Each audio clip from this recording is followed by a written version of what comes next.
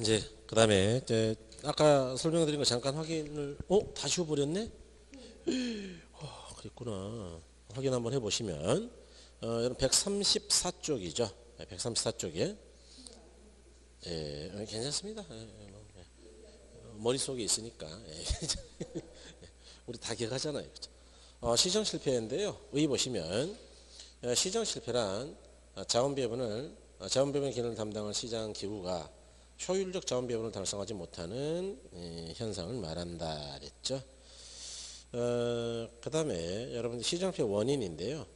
외부 효과죠. 그래서 보시면 외부 효과는 어떤 경제주체 경제활동 결과가 시장을 통하지 않고 다른 경제주체 후생에 영향을 주는 것을 말한다 그랬죠. 그럴 때 시장 내부에서 발생하는 현상이 아니고 시장 외부에서 발생하는 현상이기 때문에 외부 효과라고 한다 그랬고요.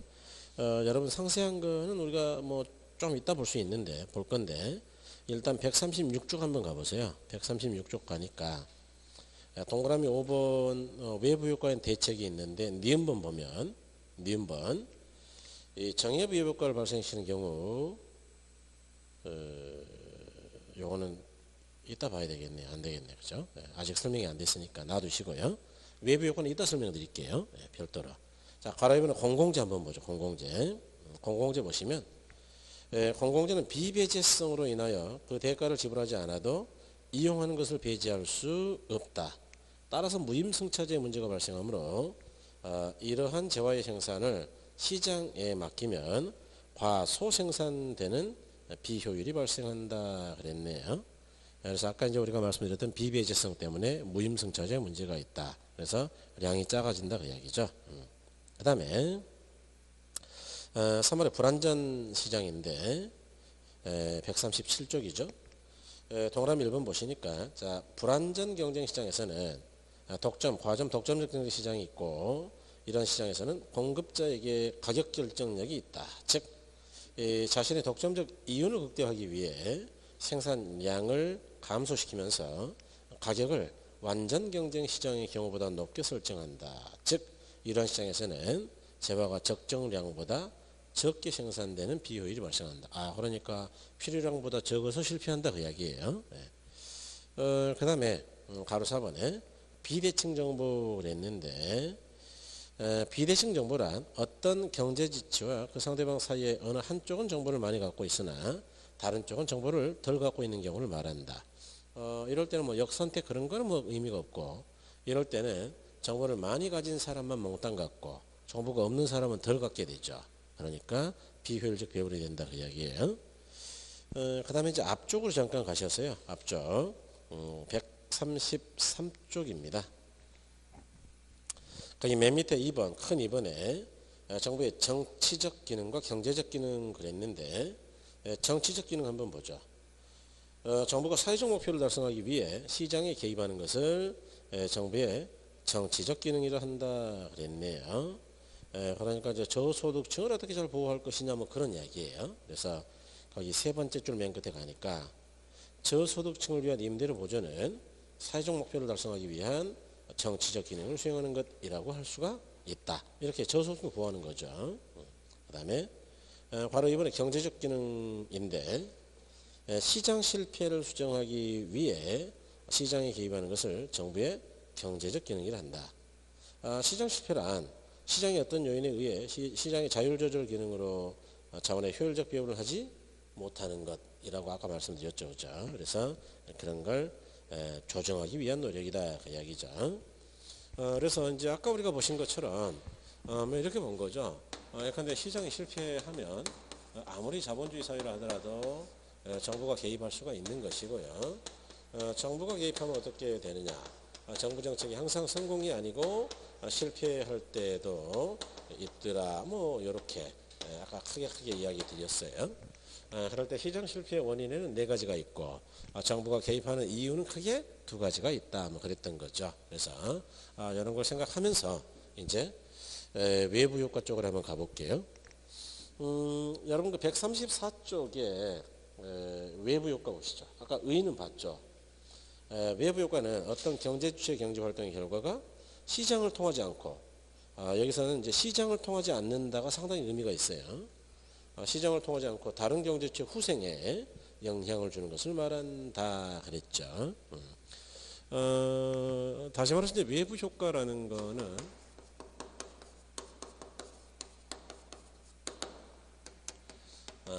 시장 외부의 제3자가 시장의 수요자 공급자에게 유리 또는 불리한 영향을 주는 걸 이야기합니다. 그래서 시장을 통하지 않고 제3자에게 뭐 여러 가지 영향을 주는 것 이렇게 이야기하는 거예요. 그럴 때 이 외부 효과에는 크게 유리한 정액 외부 효과가 있는가 하면 불리한 부예부 효과가 있죠. 이걸 우리가 다른 말로 외부 경제라고도 하죠. 부예부 효과는 다른 말로 외부 불경제라고도 해요. 그래서 이제 이런 것들을 우리가 정리를 한번 해보시면 일단 외부 효과는요.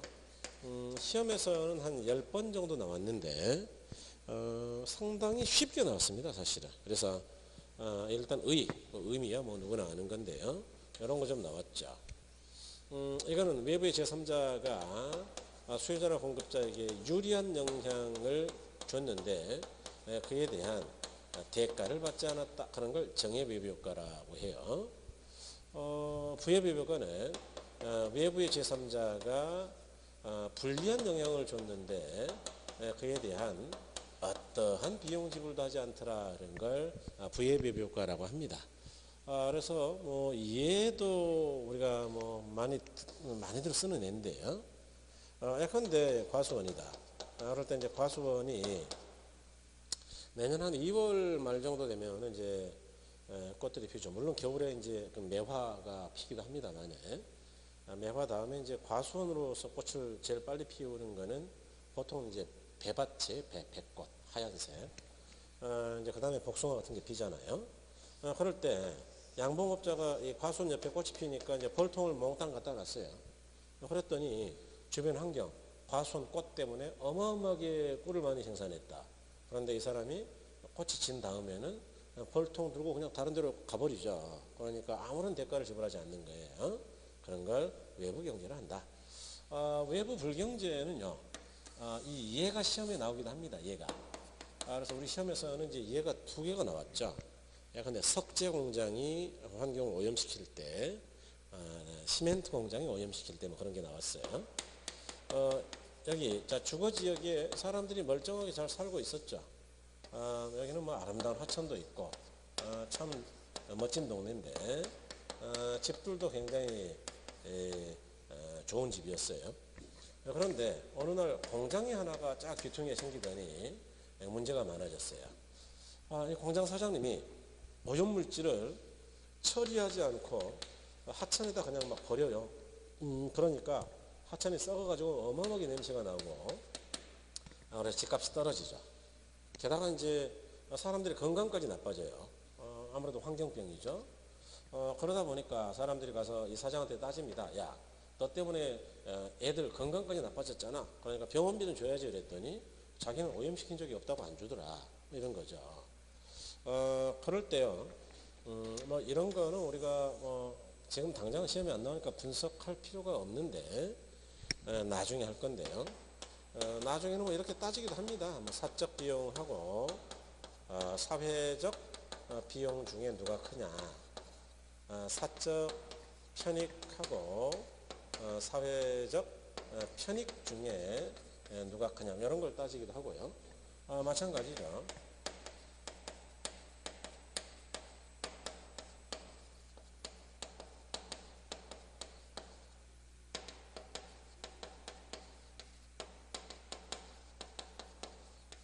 이런 걸 따지는데 오늘은 뭐 이걸 뭐 설명드릴 일은 아니고 나중에 뭐 공부가 많이 되면 뭐 설명을 드릴 겁니다. 어차피 시험에 잘 안 나오니까 놔두시고 이런 건요. 어디를 신경 쓰느냐. 이런 걸 신경 써야죠. 과소 생산에 문제가 있다 또는 과대 생산에 문제가 있다. 뭔 말이냐. 아까 우리가 시장표의 원인은 첫 번째는 독과점 기업이었죠. 두 번째가 외부 효과였는데 외부 효과에서 정과 부여비의 효과가 있을 때 이거는 우리가 좋아하지만 양이 필요량보다 모자라서 문제이다. 그런 걸 과소 생산이다. 이렇게 다른 말로요. 요건 우리가 별로 안 좋아하지만 너무 넘쳐서 문제이다. 이런 걸 과대 생산이다. 이렇게 이야기하더라. 그러면 빤한 이야기인데 여러분 정협의 효과는 양이 모자라서 실패한 거예요. 그럼 이제 정부가 개입해서 시장 실패를 수정하려고 그럴 건데 어떻게 수정해야 되느냐 그 이야기죠. 기왕 모자란 거 확 줄여가지고 생산을 못하게 해야 될까요? 생산을 많이 하도록 조장을 해줘야 될까요? 조장 늘려야 되니까요.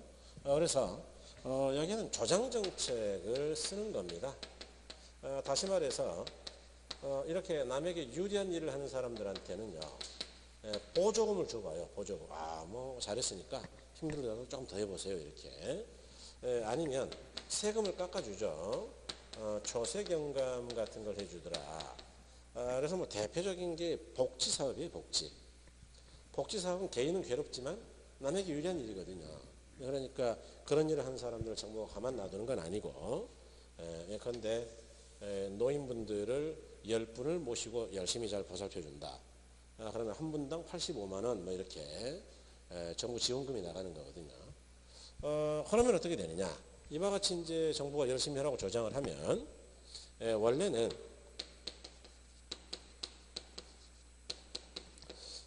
우리가 사회가 필요로 하는 양보다 너무 적었잖아요. 그런데 조장을 하니까 자꾸 늘어요. 늘어가지고 딱 필요한 양까지 올라갈 수 있다. 그러니까 필요한 양이 될 때까지 계속 조장을 해주면 됩니다.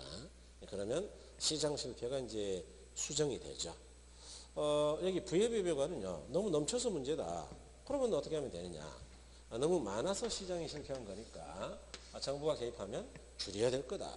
줄이려면 우리가 규제 정책을 써야 되겠죠. 그래서 강력한 규제 정책을 씁니다. 예컨대 이와 같이 오염을 시키는 사람들한테는요 환경 개선 부담금을 부과해 버리거나 아니면 조세를 사정없이 부과하면 돼요. 예를 들어 환경세를 몽땅 받는다든지 이렇게. 그러면 이 사람 입장에서는 뭐 그동안에 이제 막 공짜로 뭐 오염물질 막 버려버리다가 돈을 내게 되니까 생산비가 어마어마하게 늘어나죠. 생산비가 증가하면 공급은 감소할 수밖에 없거든요. 그래서 공급이 줄어요. 그러면 어떻게 되느냐? 너무 많은 양 때문에 문제였는데 우리 사회가 필요로 하는 양이 될 때까지 계속 규제하면 딱 필요한 양까지 줄어들 수가 있죠. 그래서 너무나 많은 걸 해소할 수가 있다. 그런데 이렇게 규제를 해도 말을 잘 안 듣는 때가 있기는 있어요. 예컨대 요거 오염물질을 처리하는 데 들어가는 돈이 연간 1억이다. 그런데 뭐 부담금이라 해봐야 끼케야 뭐 연간 1,000만 원 나온다. 그러면은 차라리 1,000만 원 내고 그냥 오염물질 버리는 게 낫다는 이야기죠. 9천 남으니까. 그래서 이와 같이 규제를 해도 말을 안 들을 때는 어떻게 하면 되느냐? 그럴 때는 강력한 지역지구제를 쓰면 됩니다. 지역지구제. 그래서 이런 지역지구제를 통해서 이런 부예비비 효과 이런 걸 제거할 수 있다. 이런 정도를 일단 정리하는 게 좋겠어요. 그래서 여기서 핵심은 항상 사실 이제 우리가 공부할 때 공부가 어려운 데일수록 우리가 실수하는 게 지금 어디를 하는지를 잊어버려요. 정책론이죠. 정책론이라는 거는 국가가 하는 거죠, 국가. 그래서 이 부분에서 핵심 사안은 뭐냐면요. 국가가 도대체 뭘 어떻게 하는 거냐라는 게 핵심이에요, 사실은. 그 다음에 두 번째는 왜 국가는 이렇게 조장하냐, 이유. 모자라서 그러냐, 남아서 그러냐, 그런 거. 그 다음에 그래서 결론은 어떻게 가겠다는 것이냐, 이쪽이 핵심이에요. 뭐 이런 거 편익이 크냐 작냐 이런 게 핵심이 아니고. 그래서 많은 분들이 이제 굉장히 오해하는 게 있어요. 어려운 게 중요하다라고 생각하는 경우가 꽤 있는데 아니고요. 어려운 게 중요한 게 아니고 중요한 게 중요한 거예요. 어려워도 중요한 것도 있고 안 한 것도 있으니까. 그래서 시험에 잘 나오는 게 중요한 거죠. 나중에는 뭐 이렇게 할 거예요. 나중에는 자, 여기 공장 사장은 오염물질을 버렸죠. 개인적으로 비용이 아주 적습니다. 안 들어가죠. 오염물질을 버렸으니까 생산비가 싸서 개인적으로는 이익이 많아요. 이익이 너무 많죠. 그러니까 이 사람은 만들기만 하면 이익이 되니까 몽땅 만들 수밖에 없어요. 그래서 과대 생산을 하게 된다. 즉 이쪽에서 이걸 도출하는 건데요. 지금은 도출 안 해도 돼요. 그냥 기억하면 됩니다. 어떻게 기억하느냐? 우리가 좋아하는 정액 외부 효과, 우리가 좋아하는 거죠. 좋아하는 거는 항상 원래 부족한 법이에요. 그런데 우리 국민 누구나 좋아하는 돈, 부족하니까 열심히 벌려고 그러는 거. 부족하니까 우리가 좋아하는 건 부족하죠. 좋은 친구, 부족하죠. 안 좋은 친구들은 뭐 세상에 깔려 있는데 좋은 친구는 별로 없죠. 그래서 이와 같이 우리가 생각할 수가 있겠다. 그래서 좋아하는 거는 모자라는구나, 별로 안 좋아하는 거는 또 넘치는구나, 뭐 이렇게 생각하시면 돼요. 자, 그래서 아까 우리가 외부 효과라는 걸 보셨는데, 거기 여러분 뭐 동그라미 2번의 정예 외부 효과라든가 동그라미 3번의 부예 외부 효과 이런 것들은 당연히 읽어 보셔야 됩니다, 여러분. 좀 읽어 보시고요. 한 개만 볼까요? 자, 동그라미 정예 외부 효과죠. 기억본 보니까 정예 외부 효과란 어떤 경제 주체 행위가 제3자에게 의도하지 않은 편익을 주면서도 대가를 받지 않는 것을 말한다. 그런데 생태공원이 조성되는 경우 인근 주택시장에 미치는 영향이 그 이해가 될 것이다. 공원이 생기면 가격 올라가거든요. 그래서 이 생태공원이라는 게 16회 때 시험에 나왔던 거죠. 이런 것들에. 네. 그 다음에 그 동그라미 3번 부예비비 효과인데 기억본 보시니까 부예비비 효과란 어떤 경제주체 행위가 제3자에게 의도하지 않은 손해를 끼치면서도 그 대가를 지불하지 않는 것을 말한다. 시멘트 공장이 건설되는 경우 인근 주택시장에 미치는 영향이 그 이해가 될 것이다. 뭐 그랬네요. 그래서 이런 것들, 이런 걸 부예비 효과를 한다. 그 다음에 그 밑에 표를 보시면 정은 의도하지 않은 이익을 주면서도 그 대가를 받지 않는다 그랬죠.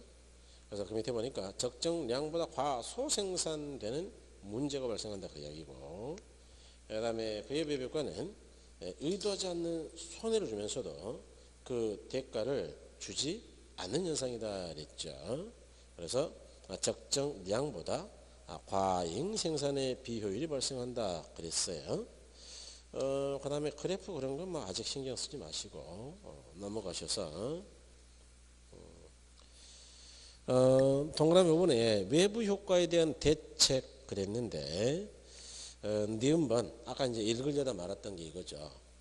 외부 효과의 내부화다. 내부화는 외부 효과 해결책이다 그 이야기인데 정액 외부 효과를 발생시키는 경우 아까 이야기 드렸죠. 보조금을 지급하거나 부예비 효과를 발생시키는 경우는 세금을 부과하는 방법으로 적절한 대가를 지불받거나 지불하게 한다면 외부 효과를 제거할 수 없다고 되어 있다고요? 있다. 시장을 수정할 수 있다고 이야기해요. 그래서 이런 걸 대책이라 하더라. 그래서 그렇게 보셨고요. 이제 그 다음에는 여러분 그 138쪽으로 한번 가보시겠어요? 138쪽. 거기 가시면 이제 정부의 시장 개입 수단이다 그랬는데 정부가 이제 아까 우리가 시장에 실패하면 개입할 수 있다 그랬는데 어떻게 개입하느냐? 그래서 정부의 개입 수단 또는 개입 방법 뭐 이렇게 이야기해요. 그래서 여기에는 크게 세 가지가 있는데요. 직접적 개입이라는 게 있고요. 간접적 개입이라는 것도 있어요. 그 다음에 토지이용 규제, 줄여서 뭐 이용 규제라는 것도 있습니다. 순서를 이제 조금 바꿔서 제가 정리했는데 여기서 가장 쉬운 거는 이용 규제예요. 이용 규제. 그래서 용어들 대부분이 아직 공부하지 않은 거니까 잘 모르시는 게 많겠지만 일단 이용 규제를 먼저 이해하면 그 다음에 이제 직접적 개입까지만 이해가 되면 나머지는 뭐 간접적 개입이라고 보시면 일단 돼요. 그래서 구별을 한번 해보려고 노력하셔야 되는데요. 이용 규제가 뭐냐? 말 그대로 우리가 토지를 이용하는 것을 정부가 규제하는 겁니다. 규제. 그러니까 마음대로 이용 못한다 그 이야기인데, 대표적인 게 뭐냐? 공법에서 공부하시는 지역 지구제라는 거예요. 그래서 나중에 이제 국계법, 국토의 계획 및 이용에 관한 법률을 공부하면 지역지구제라는 게 있죠. 뭐 용도지역 그러면은 도시적, 관리적, 농림적, 자연환경, 보존적 뭐 이렇게 나눠요.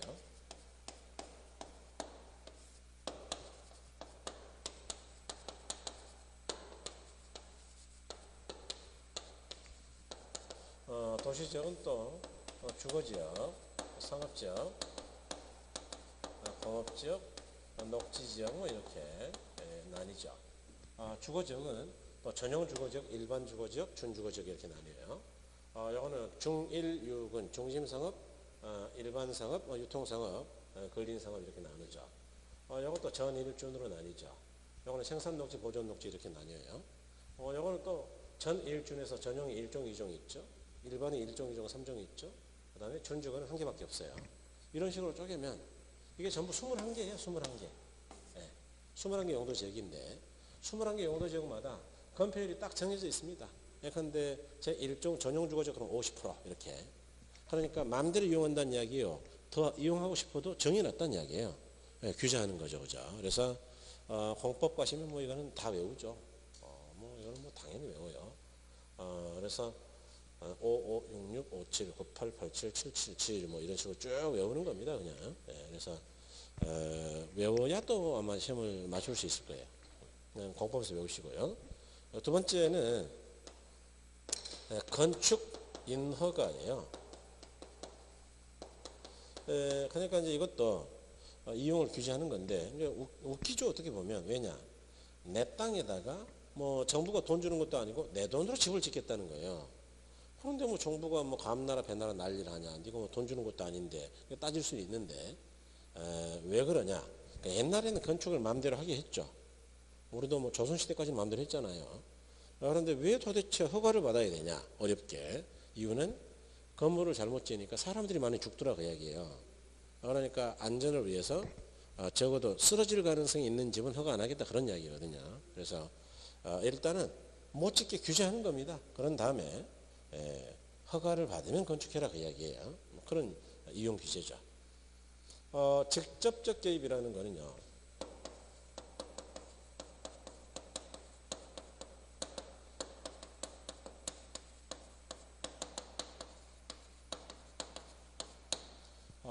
정부가 수요자나 공급자 역할을 본인이 직접 해버리는 겁니다. 뭔 말이냐면 원래 정부는요. 자본주의 시장에서는 시장이 실패할 때만 정부가 개입하는 거예요. 그것도 뭐 때문에 하는 것이냐. 주로 정치적 기능보다는 경제적 기능, 즉 시장 실패를 수정보완하기 위해서 개입한다 그 이야기죠. 그러니까 정부 자기가 시장을 대신해서 공급해버리겠다가 아니고 그건 사회주의고 그런 건 아니고 시장에서 수요 공급자가 잘할 수 있도록 도움만 주겠다 그게 원래는. 그러니까 원래는 시장 기능을 보완만 하는 거죠. 보완. 그런 게 이제 이런 건데요. 이 직접적 개입은 성질이 급할 때 쓰는 거예요. 그러니까 보완만 하는 게 아니고 정부가 좀 급하니까 그냥 내가 공급해버릴게 뭐 이런 거죠. 아니면 내가 돈 주고 사버릴게 그냥 이런 겁니다. 그래서 시장의 수요자 공급자 역할을 자기가 하는 거죠. 대표적인 게 뭐냐 하면은 토지은행 같은 것들 아니면 토지 수용 같은 거죠. 이런 것들은 대표적인 수요자 역할을 하는 거예요. 수요자. 예를 들어 봐라. 이렇게 해석하는 겁니다. 은행, 뭔가 저금하나 보다. 뭘 저금하냐? 돈이 아니고 땅을 저금하네, 땅을. 다시 말해서 정부가 어차피 나중에 도로 만들어야 되는데, 공익사업 해야 되는데, 땅값이 쌀 때 미리 사서 저축해 놓자 그 이야기예요. 나중에 비쌀 때 사지 말고.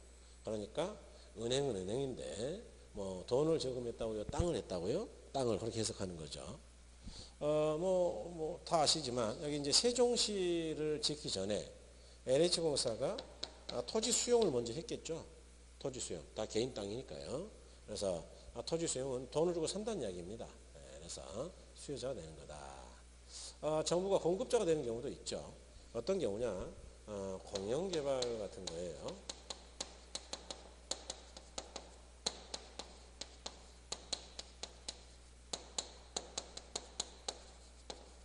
아니면 공공임대주택 같은 거죠.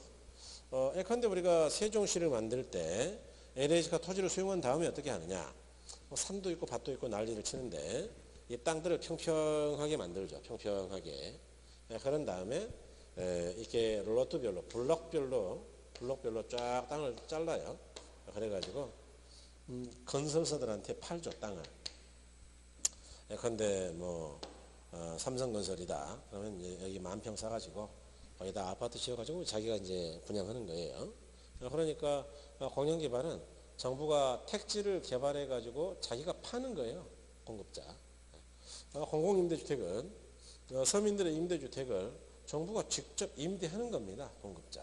그래서 이런 걸 수요자들은 공급자가 되는 거라고 하죠. 여기까지 일단 확인하면 여러분 그 직접적 개입이죠. 그래서 보시니까 정부가 부동산 시장에 개입하여 직접 수요자 공급자 역할을 수행하거나 가정을 통제하는 개입 방법을 말한다 그랬네요. 그래서 개입 수단 봤더니 동그라미 1번에 토지은행이라고 있죠. 그 다음에 옆 페이지 보니까 공영개발이 있죠. 2번. 그 다음에 공용수용 있죠. 4번 보니까 공공임대주택 그런 거 있잖아요. 그래서 이런 걸 직접 개입을 한다. 자, 그럴 때 138쪽 참고 보니까 토지은행이 있죠. 몇 번 나왔어요. 여기 보니까 미래 토지 수요에 대비하여 정부가 미리 미개발 토지를 대량으로 매입하였다가 토지 수요의 증가에 대비해서 수요자에게 다시 팔든지 임대하든지 자기가 직접 쓰든지 그런 걸 토지은행이라 한다. 핵심은 쌀 때 미리 사둔다예요. 그 다음에 여러분 그 가로수 한번 토지이용 규제 보자고요. 개개인의 토지이용을 사유적으로 반환특한 방향으로 유도하기 위해 법적, 사회적 조치에 의해 구속하고 제한하는 규제수단 그랬죠. 그래서 지역지구제, 건축규제, 토지구역 규제라는 게 이제 지역지구제랑 똑같습니다. 이용을 규제하는 거고요. 그다음에 정부의 인허가의 대표적인 게 그 건축인허가예요. 그러니까 두 개만 기억하시면 뭐 거의 응용이 되죠. 그런데 간접적 개입은 뭐냐? 확인 안 했는데 이거는 여기처럼 정부가 직접 수요자 공급자가 되는 게 아니고 정부는 시장을 보완하기만 하는 거예요. 다시 말해서 수요자 공급자를 도와주기만 하는 겁니다. 시장에서 둘이서 열심히 해보라고. 그래서 어떤 거냐 그러면 이와 같이 타인에게 유리한 영향을 미치는 사람들은요 힘들어요. 그러니까 항상 양이 적거든요. 그럴 때는 야 열심히 좀 해보지 그래 그러고 보조금을 주는 거예요. 보조금. 그러면 시장에서 공급자가 막 힘을 내가지고 만들어내는 거예요.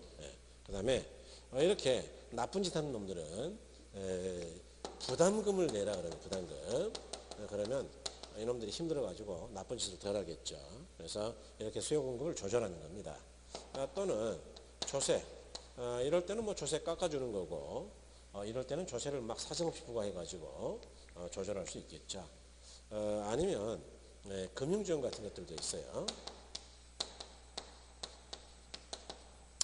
근데 뭐 정책자금 같은 건데 정부가 원하는 사업이다. 그러면 정책자금을 많이 지원하겠죠. 원하지 않는 것들이다 그러면 아예 정책자금 안 주겠죠. 그죠? 그래서 이런 것들이다. 그래서 뭐 정권마다 조금씩 성향이 다르긴 한데 박근혜 정부는 뭐 무슨 창조 경쟁과 뭔가에다 옛날에는 많이 돈을 줬죠. 그런데 지금은 이제 뭐 창조자가 들어가면 돈 안 나온다 그러대요. 그래서 친구가 미래 걔가 뭐지? 미래창조기획부인가? 미래창조기획부 국장이에요. 그래서 그 친구를 연말이라고 한 2주 전에 만났는데요. 요즘 뭐 시끄럽잖아요. 그래서 물어봤죠. 뭐 한 작년인가 뭐 청와대 파견 나간다 그랬거든요. 원래는 정통부 소속이었는데 쓸데없이 그런 데 가가지고 그래가지고 야 너 아직도 청와대 있냐? 그랬더니 2월 달에 나왔다 그러더라고요. 다행히. 그러니까 오래 안 있었기를 얼마나 다행이에요. 오래 있었으면 지금 아마 걔 살기 싫을 것 같은데 공무원 때려칠지도 몰라요.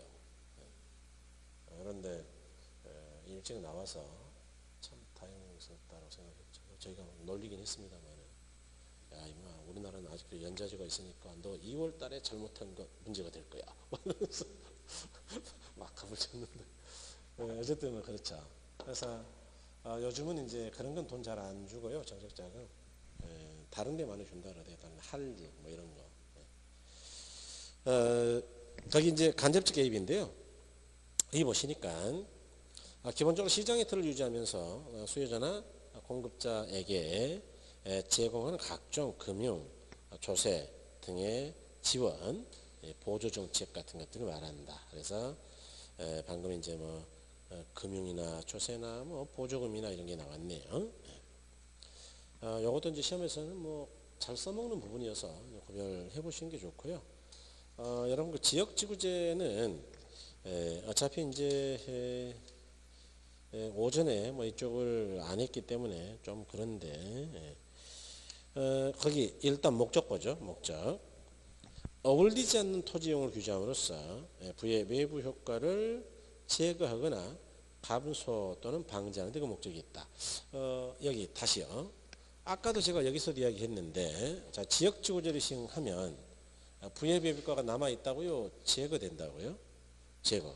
시험에서는 굉장히 많이 쓰거든요. 지금 다른 데서 또 이야기하고 있죠. 지역지구제에서.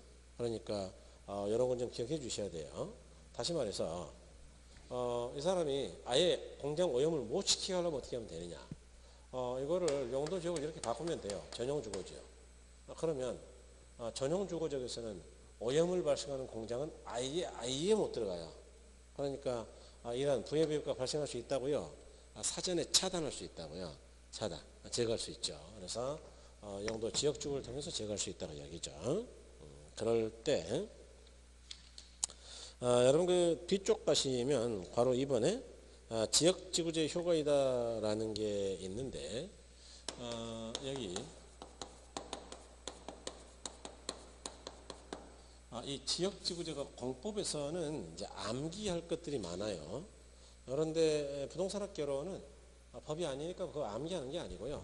경제적 효과를 따지는 겁니다. 경제적 효과. 그래서 예를 들어서 단기하고 장기 효과 이렇게 따지는 건데 경제학에서 단기하고 장기는 상당히 어려운 개념이에요, 사실은. 그래서 이거 설명하려고 하면은 약간의 시간이 필요한데 일단은 쉽게 가죠. 짧은 기간이다, 긴 기간이다. 얼마나 짧단 말이냐? 요거는요.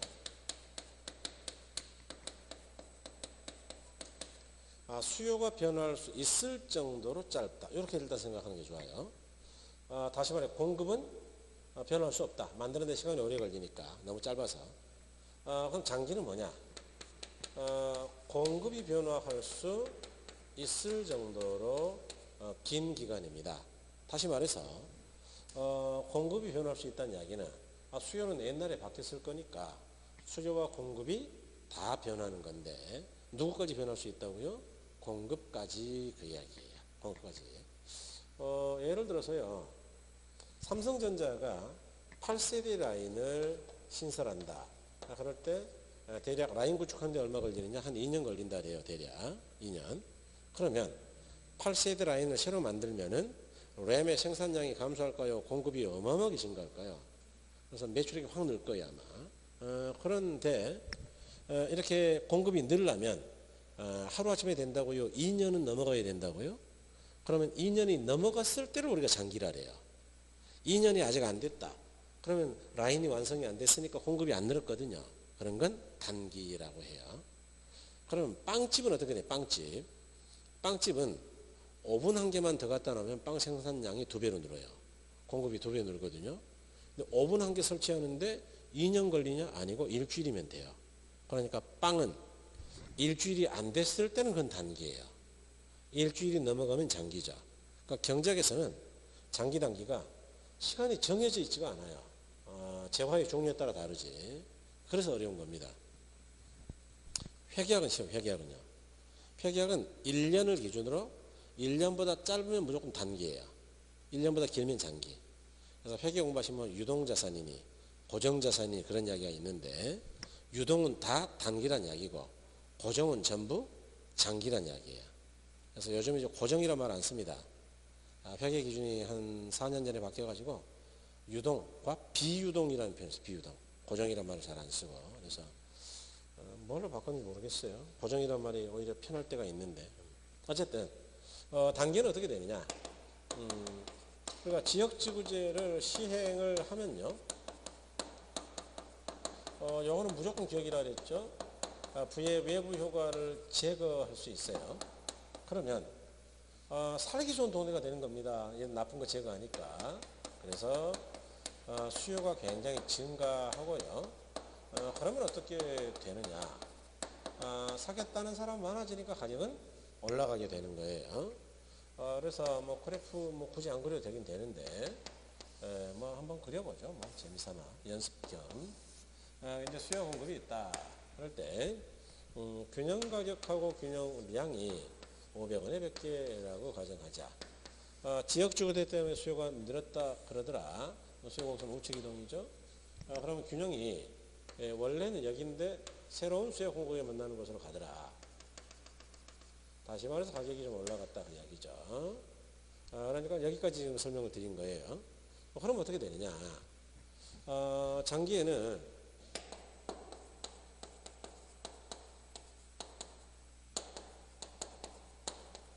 규정 공급자는 초과 수익이 있고요. 그러면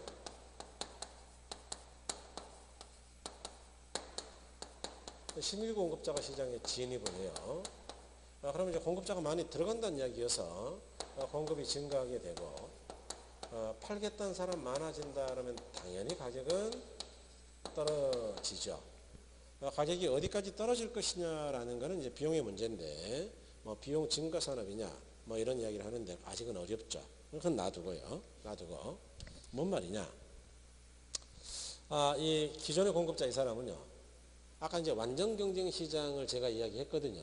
생각하면서 좀 보시는 게 좋은데 500만 원을 받을 때를 정상이익이라 해요. 균형 가격. 그런데 수요가 늘어서 지금 500 받는 거예요. 600 받는 거예요. 그럼 이제 100만 원 더 받았으니까 정상이익이에요. 100만 원만큼은 초과수익이에요. 네, 초과수익. 그래서 기존 공급자가 초과수익이 있다고 이야기죠. 그러면 아까 완전 경쟁 시장은 진입과 퇴거의 자유가 있다 그랬으니까 아니 뭐 이 사람 돈 번다고 소문이 자자해요. 그러면 설마 다른 사업자들이 그야 뭐 너가 복이 있어서 그런 거니까 너 혼자 버릇해요. 우리는 안 들어갈 테니까. 그럴 리가 있나요? 우수수 들어가겠죠. 그러니까 이제 진입을 해요. 그러면 공급이 자꾸 늘어가지고 이렇게 공급 곡선이 오른쪽으로 이동하거든요. 그러면 균형이 여기서 이렇게 오는 겁니다. 다시 말해서 저번 주에 했던 수요 공급이 둘 다 증가하면 옛날 균형에서 새로운 균형으로 결론적으로는 이렇게 가요. 가격 벌리면 균형량 증가 이렇게. 그런데 가는 과정이 저번 주보다 조금 더 어렵게 공부하는 거예요. 지금 가는 과정이 그냥 가는 게 아니고 먼저 단기에는 수요가 바뀐다 이거고 단기. 장기에는 수요가요 공급이요. 공급이. 뭐 좀 대략은 이해가 되셨나요? 그러니까 요게 이제 다음 주에 많이 쓰이는 부분이에요. 그러니까 수요 공급이 안 되면 정책이 안 된다라는 게 이런 건데. 그러니까 우리가 수요 공급에서는 여기서 이렇게 갔다라고 하지만 실은 균형은 일이 일단 갔다가 일이 오는 거예요. 경로를 거쳐서 오는 거예요. 그래서 이렇게 어려운데 뭐 이게 굉장히 잘하신 겁니다. 훌륭해요. 네. 그러면 요건 어떻게 하면 되느냐. 이거는 이 자체가 시험에서 많이 쓰질 않아요. 그러니까 그래프까지 기억 안 해도 되는데 이건 누가 기억 못 하겠냐. 수요가 늘면 가격 올라가고 그래서 결국 뭔가 막 정쟁 때문에 공급이 늘면 언젠간 떨어지겠지. 뭐 그런 건 다 아는데 오히려 시험에서는 요게 주로 나옵니다. 요거. 그러니까 뭐 간단해요. 외부 효과에서 외우든 지역주거지에서 외우든 그냥 기억하면 되는 거예요. 이거는. 그래서 시험에서는 의외로 별거 없다. 네. 자, 그래서 여러분 그 140쪽에 보시면 단기 효과죠. 지역주거는 부동산 이용을 특정 용도로 제한함으로써 어울리지 않은 토지 이용으로 인하여 최대 가치가 하락할 위험을 감수한다 그랬죠. 따라서 해당 지역에 대한 주택의 수요가 증가하고 수요가 증가함에 따라 주택 가치는 상승하게 되어 기존 공급자는 추가 이윤을 얻게 된다. 예. 그 다음에 밑에 이제 박스에 정리가 되어 있죠. 장기효과죠. 기존 공급자에게 추가 이윤이 발생하면 기존 공급자는 규모를 증가시키고 다른 공급자가 시장에 진입하여 주택 공급량이 증가하므로 즉 경쟁이 발생하므로 초과 이윤은 사라진다. 초과 이윤이 사라지는 위치는 비용이 뭐냐에 따라서 달라진다. 그런 건 천천히 하셔도 된다 그 이야기죠. 그래서 이런 걸 장기라고 한다. 그다음에 그 옆에 뭐 지역주의 문제점이나 기타 다른 것들은 개발적 환수라든가 그런 건 천천히 해도 되고요. 여러분 다음 주에는 144쪽에 오전에 주택정책으로 갈 예정이에요. 그래서 임대료 규제, 임대료 보조, 공공 임대주택, 조세 전부 다 매년 시험이 나오죠. 거의. 조세만 좀 어쩌다 나오고요. 임대주택 정책은 매년 거의 나옵니다. 그래서 상당히 중요하죠. 어렵습니다. 좀 그래도 어쨌든. 그런데 뭐 오늘 하시는 거 보니까 여러분은 뭐 이해 잘 하실 것 같아요. 그래서 오늘은 뭐 여기까지 하시고요. 다음 주에 뵙겠습니다. 좋습니다.